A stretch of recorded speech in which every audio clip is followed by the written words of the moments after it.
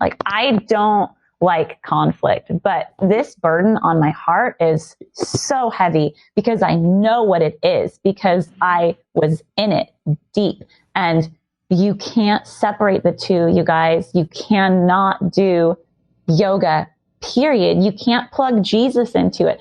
And let's take a look at just a few. Let's not just take my word for it. Let's look at some other sources outside of me.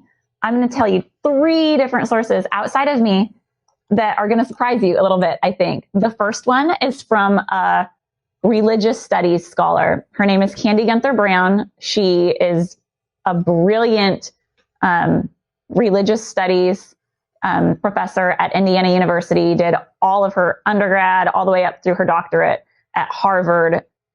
Brilliant woman, has written many works on this particular subject and different subjects of religion. She studied this at length. And I just want to read you guys one quote. She says that yoga practice can actually change people's beliefs over time.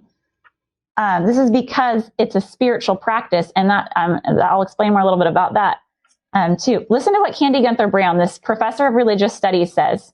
She says, there's also evidence that practicing something connected with religion can actually change people's beliefs, like yoga. I just added. There is documented studies of this tendency for people to start practice with no religious intent at all, and over time, their intent starts turning religious. Listen to this study. Here's the study by the Journal of Health. Time and their heart to it. The Lord says in the New Testament, love the Lord your God with all of your heart, mind, soul, and strength. That's our body, right? Our heart, mind, soul, and strength. That's your whole self. So when you start giving yourself over to something else, and the more time you spend with that, it becomes idolatrous, whether they want to or not. And so they become weakened spiritually, and then that's when the devil finds that little opportunity and slips in more of the stuff that he's wanting to slip in. Yeah, exactly. And because it's a spiritual practice at heart. Well, we don't find that with running.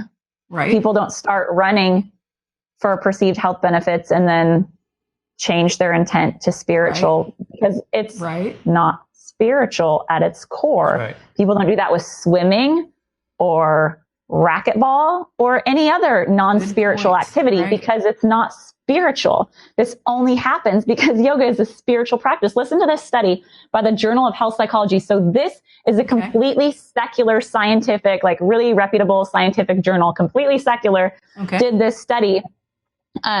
They wanted to look at the intent of like why people do yoga.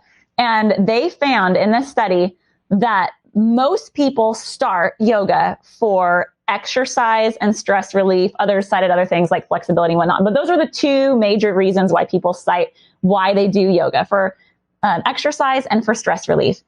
They found over time that over 62% of students and 85% of teachers changed their intent over time to spiritual. So they started out doing it for exercise and stress relief. 62% of practitioners, 85% of teachers over time changed that. That's a huge percentage. They now do it for spiritual reasons. Wow. That only happens in a spiritual practice, you guys. That's not going to happen with golf. Right. Why? Because golf isn't spiritual at the core. Like, this is research showing it's spiritual at the core. There's no arguing with that. This is a secular study.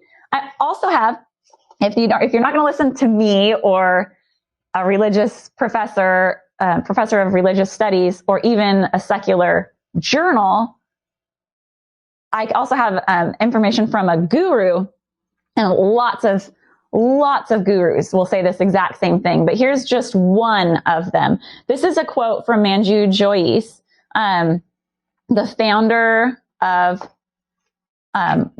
he's the son of the founder of Ashtanga Yoga. He's talking about his dad's outlook on yoga. And he says, and I quote, listen to this carefully because it is staggering. His philosophy is that, and this is the type of yoga that we do at gyms, guys, Ashtanga yoga. This is the movement type of yoga. Not all the other things that you're listening to and thinking, oh, I don't do that type. This is the type of gym yoga. His philosophy, this is his son talking about the father who founded Ashtanga yoga. His philosophy is that yoga would take you automatically to the meditative state you see. That's how it will draw you to the that's how it will draw you into the spiritual path. See, that's why he says, listen to this part. That's why he says the yoga asanas are important. The asanas are the movements of yoga, the poses of yoga. He says that's why the asanas are important.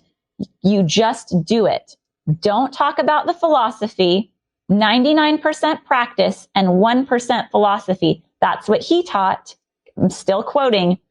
You just keep doing it, keep doing it, keep doing it.